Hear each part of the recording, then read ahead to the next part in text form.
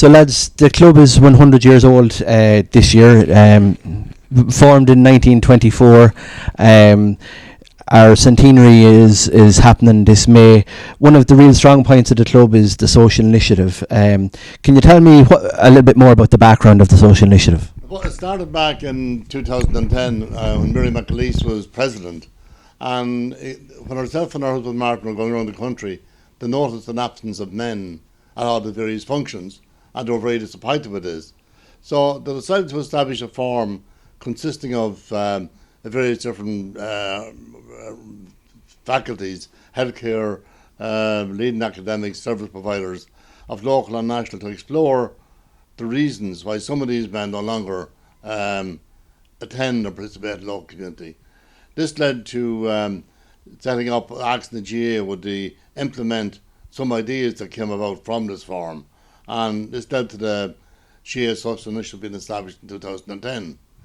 They set up 50 clubs, and Rosemount were one of a pilot of 10 who sort of led the road in this here. So we're in operation since 2010.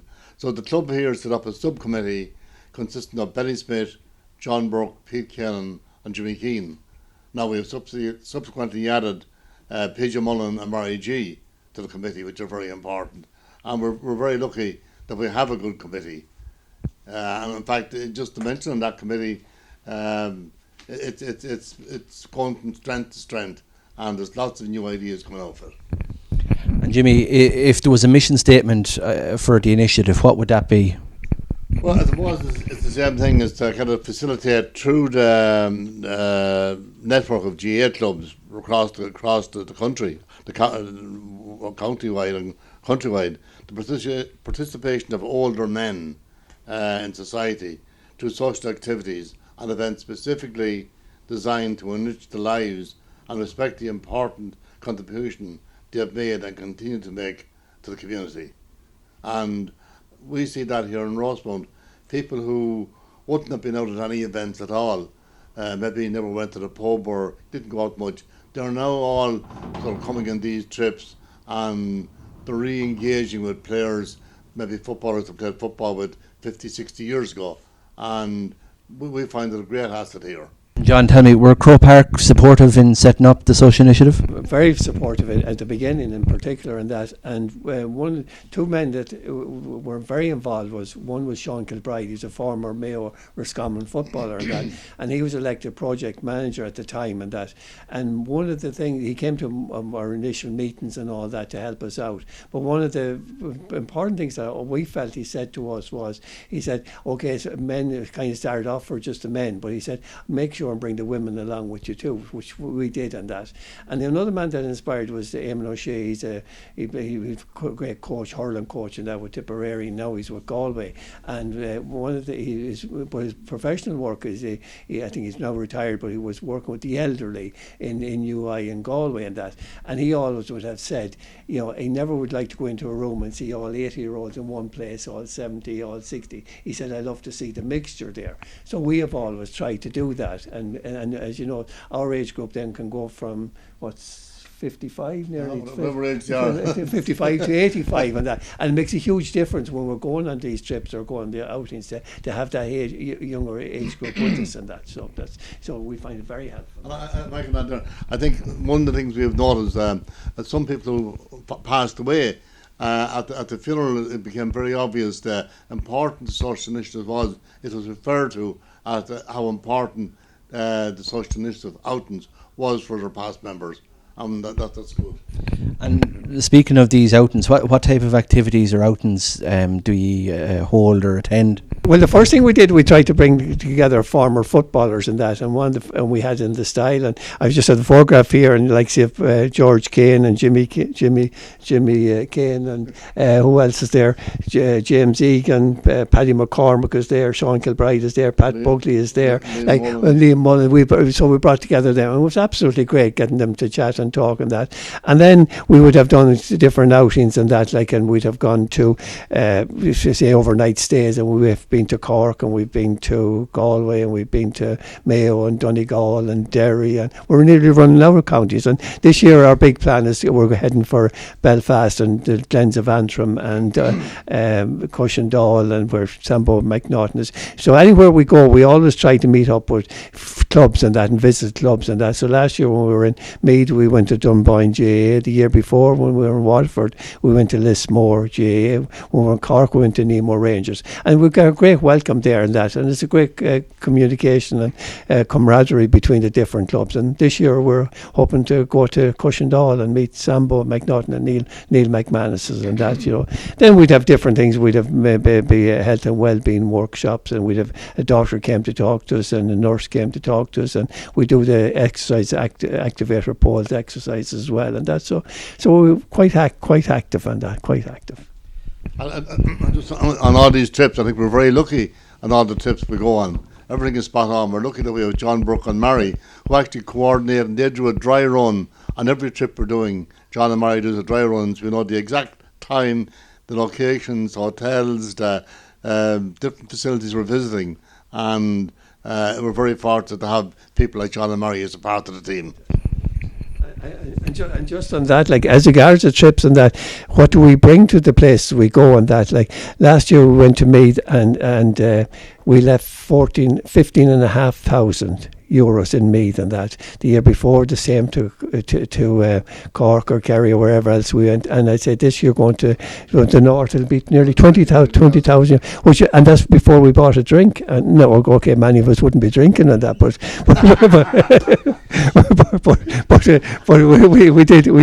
we did. And I suppose one of the other things was that I just have here the President's Award. The President's GAA, the Oaktown, gives out awards every year to different volunteers and different clubs or whatever. And I suppose we had a great honour in 2012 when we won the President's Award for the work we were doing. The first special award for the social initiative from that. So I was absolutely great for the work that we're doing. I suppose initially it was set up to engage with men or whatever, but you referenced there where you've opened it up and include the women as well. What addition has that brought to the social initiative? I think if we didn't bring the women, a lot of men wouldn't come. If you just ask the man to come on his own, the woman, no, he won't. So it's a bit of a crack at night, and we go away in these events. You have dancing and singing, and it's brilliant. And even this stand we're in here, I mean, this is the only, to my knowledge, it's the only club in the country that's a special social initiative stand dedicated to senior citizens. Just as regards the age group, Niall, I think the important thing is that at different times you see groups of, maybe just all elderly people or what, and you have the leadership of the younger, but like say we stop in the hotel, somebody runs in and say, what room do we go? We go left, go right, whatever. It makes a huge difference there and that, and to have active people as well as the other people that mightn't be as active and that, and they all support each other then as we go along and that, yeah. And I suppose you referenced the President's Award, which obviously would have been one of the highlights of the social initiative, but what other highlights do either of you can you remember over the course of the years? What would have been the real standout moments of the social initiative? For me, the getting together of the 51-2-3 teams that won the senior championship here, and the teams that beat in those, or the event we had in the hall where we had teams from all the other three clubs. Michael Marhictic was the guest speaker, and it was a brilliant night. That was one of the stand-up moments for me. I don't know about John. That was but I need to get together. We're very good. All of them, they were very good. I suppose the Visitor Crow Park was special. So it was Brian Kavanagh that was meeting former Rosemount players up there. That was very good. And I suppose other ones would include, going to the home of our Michael Cusick Centre in Clare. And we also went to Sam Maguire's place in Cork, and that they were good. And then also, I think, visiting the clubs, though. The clubs have a great welcome for us and that, and look after us very well. And it's great to see what other clubs are doing and that, And we've gone to the bigger clubs like Dunboyne GAA, and then we've gone to Lewisburg GAA, which is something similar to ourselves and that. So it makes a huge difference in that, We went to Neve Mirnog up in Dublin, and it was a great trip. Yes, we all enjoyed it. Yeah. So some days, And I'm sure other clubs have reached out looking for advice on how you set it up. Have you helped out other clubs looking to set up similar initiatives? And we have visited a number of clubs. We've been at Loam, we've been up in Ringtown. We've had to share the information we have, and we have gained information as well from all the clubs we visit in every trip. They're very interested in the social initiative, and some of them they're aware of it, but they haven't done anything about it. So I think that our visiting some of these clubs on our trips and seeing the joy from the older people, in particular on the trips, I think it's actually encouraged a lot of other clubs to sort of do the same thing. Sean McBride was a big disadvantage when he left, because he was a great help to us organising this at all the time. He came to all our functions here in Rosemount, and he was a very nice man to deal with. Sean was project manager for 2 years, and then they didn't renew his position after 2 years. But to be fair, we're still very much in contact with Sean. In fact, we're going to our social initiative group are going to St Bridget's GA Club in 2 weeks' time for a function that Sean Bride is organising. So we're very much in touch with Eamon O'Shea and NUIG, and with Sean Bride, who are the two main people. In fact, you'll see on the stand outside, they actually officially opened the stand. And so you referenced this stand. Tell us a little bit about what was involved in putting this stand here, and say I think it was a real community effort. Well, it started off. I'd say it didn't cost the club or anybody one penny. This was built totally free of charge. We got grants. We got a few grants here and there, but it was a huge amount of voluntary labour. And I think not only when putting up the stand, but a lot of the work that's done here and the walls and things was actually a part of that. I think we're lucky in Rosemount there is such an ethos of voluntary labour and voluntary contribution in every way. I think it's one of the things that stands to this club.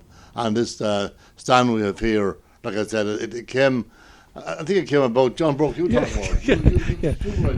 Yeah, I think we find the dugouts in the county, like as you can see over there to your right, the dugouts are high up, and the players can come, and they're not lower down, and they can look out at the match itself when the match is being played. And that.